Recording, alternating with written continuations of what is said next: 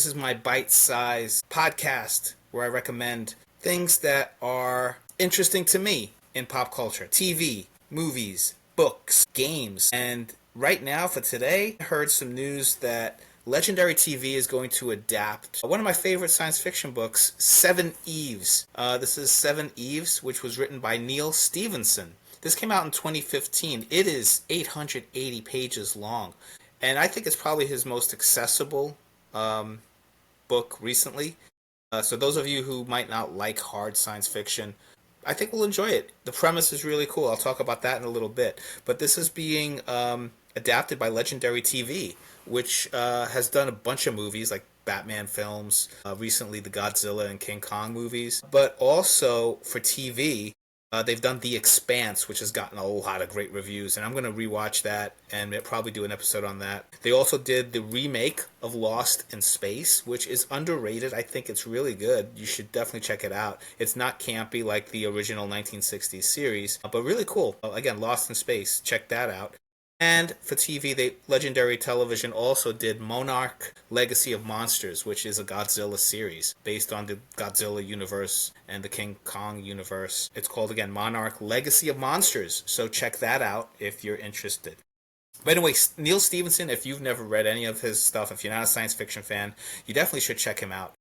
He's done a lot of great novels. The ones that he's most famous for probably is Snow Crash, which was one of the cyberpunk books that really made that genre popular. He's done historic fiction like Cryptonomicon. He's done the Baroque cycle, which includes Quicksilver, The Confusion, The System of the World, and then a bunch of more recent hard SF novels like Anathem, which might be a little tough to get into because the narrator really has this language of slang and terms that you would think in the future language will evolve and people will talk differently. So that takes a little getting used to. He's done Reamed, The Rise and Fall of Dodo, Fall or Dodge in Hell, and then most recently, based on this recording, Termination Shock. So let's get into this. Seveneves. Those of you who've never read it, the premise is really cool. The moon is hit by some projectile. We don't know if it's natural, like a meteor, or human-made, maybe some missile, something that went out of control. But it's hit by this projectile,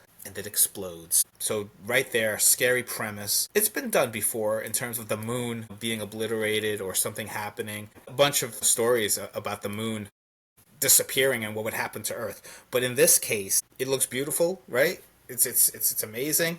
But then people realize, okay, we've got 2 years left to survive because what's going to happen is all that debris is going to gather together and then fall on Earth. And it's going to create this kind of extinction event where people just will not survive. It's going to boil the water. It's going to destroy the atmosphere. And then it'll take thousands and thousands of years for life to be able to survive. So the world will survive. It's survived other extinction events, but humanity will not. So what does this cause? This causes the people of the world to unite and put away their differences and figure out how they will survive. And what they decide to do is create this what they call Cloud Ark, where people will go out into space and connect with the space station that's out there, and they're going to come up with ways to survive. So they're going to mine the iron core of the moon, so that since the moon has exploded, the core is accessible. So they figure out ways to get materials there. And this whole first 2/3 of the book, I would say, are the most interesting for me, because it just shows one thing after another leading to problems for humanity, people dying, drama. It's really amazing. Some really good characters emerge from this. You think, okay, humanity is working together to solve this problem. So that shows the best of humanity, but it still shows, you see, greed, you see ambition, you see what people resort to when, it looks like they're gonna die.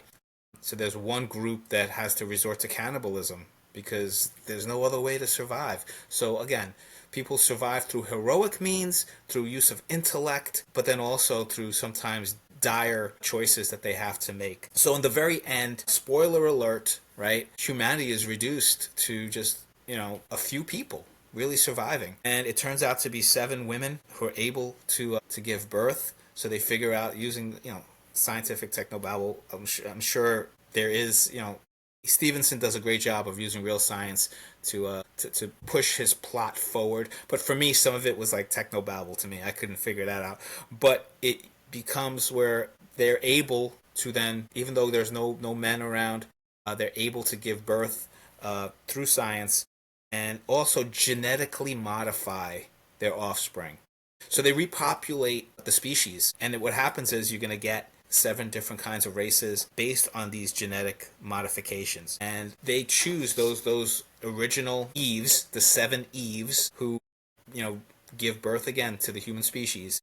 They choose different qualities for their offspring and what the future of their race will be. So some of them pick leadership, some of them pick like intelligence, others pick compassion. Again, these are based on those original people who will choose what genetic modifications to make. Some people pick physical traits, and then others counter those choices because they want their offspring to have an advantage and not be, subverted by these other races. So it's really an interesting concept. And then what happens is 5,000 years go by and they come back to Earth.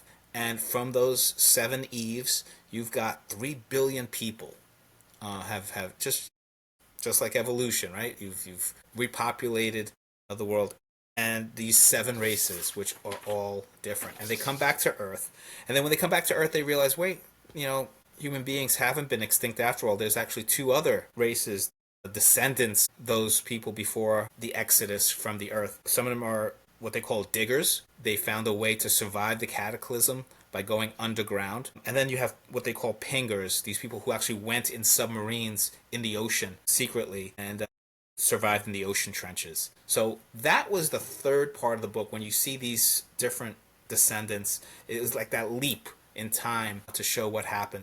To me, that was the most least interesting. I mean, it was very creative, and that's where the science fiction stuff came into being. So I'm curious, when they make the adaptation, are they going to focus on that first part, which I thought was the most interesting, how they survive and how they get to that point, and then it'll end with those different species? Or is that just going to be a preamble, and the story will be these 7 different kinds of human beings, plus the 2 that survived on Earth, so the 9 total, and how they all survive and interact and what adventures transpire and how the Earth is rebuilt. So it's going to be really interesting. Is it going to be a limited series? Is it going to be an ongoing series if it works? It was supposed to initially be a movie directed by Ron Howard. And so I don't know if Ron Howard is still involved, but it sounds like it could be really good. So I hope they do justice to it, especially the first 2 parts, which I really loved. And hopefully they can find a way to tell a story without all these different